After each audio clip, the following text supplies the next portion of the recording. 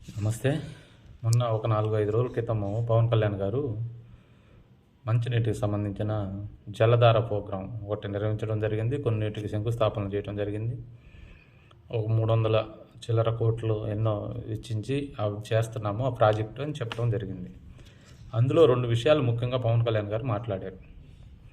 ఒకటి, ఫస్ట్ తెలుగు వారి గురించి, తెలుగు మాట్లాడే వాళ్ళ గురించి, మన తెలుగు రాష్ట్రం గురించి, పొట్టి శ్రీరాములు గారు ఎంత కష్టపడ్డారు, ఎంత ఇబ్బంది పడి ఉంటారు, ఆయన ఏ విధంగా ఆయన చనిపోయారు, మన రాష్ట్రం కోసం, మన తెలుగు వాళ్ళ కోసం ఆయన పడిన బాధ అనేది ఒకటి చెప్పారు. రెండవది, మంచినీళ్ళ గురించి చెప్పుకొచ్చాడు. గత 25-30 సంవత్సరాల క్రితము మనము ప్రకృతి వాటర్ తాగేవాళ్ళం. ఎక్కడైనా చెరువులైనా కాలువలైనా, ఊర్లలో, ఊరు బయట ఊర్లో బావిలు ఉండేవి, బోర్లు ఉండేవి, వాటిలో తాగేవాళ్ళం. డబ్బులు పెట్టి కొనేవాళ్ళం కాదు. ఇప్పుడు డబ్బులు పెట్టి మంచినీళ్ళు కొనుక్కునే పరిస్థితి వచ్చింది. తాగే వాటరు డబ్బులు పెట్టి కొనుక్కునే పరిస్థితి వచ్చింది.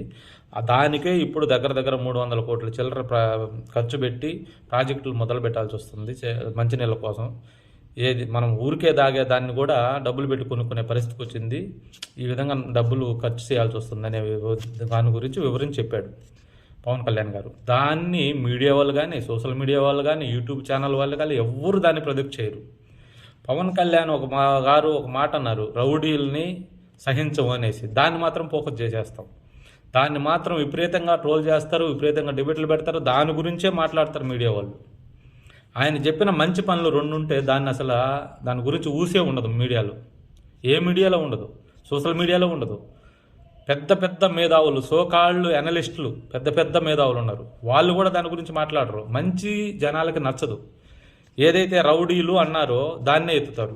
దాన్ని వైసీపీ వాళ్ళు దొంగలు, గుమ్మడికాయల దొంగలు భుజాలు తౌడుకున్నట్టుగా వాళ్ళు తౌడుకుంటారు. వాళ్ళకి అలవాటు అయిపోయింది. ప్రతిదానికి మేమే, రౌడీలు మేమే, మంచోళ్ళం మేమే, ఎదవలం మేమే అనే విధంగా ప్రతిదానికి మేమని చెప్పి వాళ్ళు భుజాలు తౌడుకొని వాళ్ళు మాట్లాడుతుంటారు.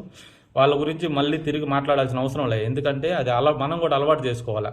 వాళ్ళు ఏదైనా మాదే అనుకుంటారు కాబట్టి మనం వాళ్ళ గురించి మాట్లాడి వాళ్ళని హైలైట్ చేయటం కరెక్ట్ కాదు. వాళ్ళని వదిలేస్తే వాళ్ళ మానాలు వాళ్ళకి పిచ్చి పట్టింది కాబట్టి వాళ్ళ మానాలను వాళ్ళు వదిలేయాలి. అది వదిలేస్తాం. కానీ సోకాళ్ళు మేధావులు ఏం చేస్తున్నారు, డిబేట్లలో కూర్చొని అనలిస్టులు, మీడియా ఛానళ్ళు, సోషల్ మీడియా వాళ్ళు ఏం చేస్తున్నారు, ఆడ మంచిని పక్కన పెట్టి రౌడీ అన్నాడు, దాని గురించి ఎవరి గురించి అన్నారు రౌడీలని, దేని గురించి అన్నాడు, వైసీపీ వాళ్ళ గురించి అన్నాడా, లేకపోతే ఇంకెవరినన్నా అన్నాడా, మళ్ళీ దాంట్లో ప్రొఫెసర్ నాగేశ్వరరావు లాంటి వాళ్ళు అయితే సనాతన ధర్మమా, అదే దాని గురించి అన్నావా, ఇవన్నీ తీసుకొస్తున్నాడు. ఆయన అనింది ఏంది, ప్రాజెక్టులు, ఏదైనా ప్రాజెక్టులకు టెండర్లు వేసే కాంట్రాక్టర్లని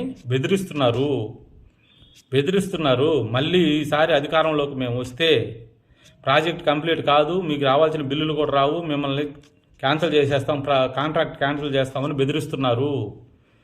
అలాంటి వాళ్ళ గురించి మాట్లాడాడు ఆయన. అలా బెదిరిస్తే కరెక్ట్ కాదు, అలా బెదిరిస్తే అభివృద్ధి ఎలా జరుగుతుంది, ఇలా మాట్లాడటం కరెక్ట్ కాదు, అలాంటి వాళ్ళని మాత్రం సహించము అనే ఉద్దేశంతో పవన్ కళ్యాణ్ గారు మాట్లాడితే దాన్ని పక్కన పడేసి దాని గురించి ఎవడూ మాట్లాడు, అసలు దాని గురించి నోరు కూడా ఎత్తడు.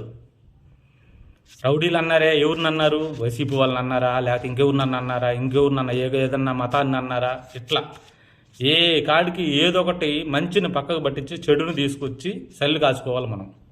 ఇది మనం చేసే పని. మన సమాజం అట్లా తయారైపోయింది. నమస్తే.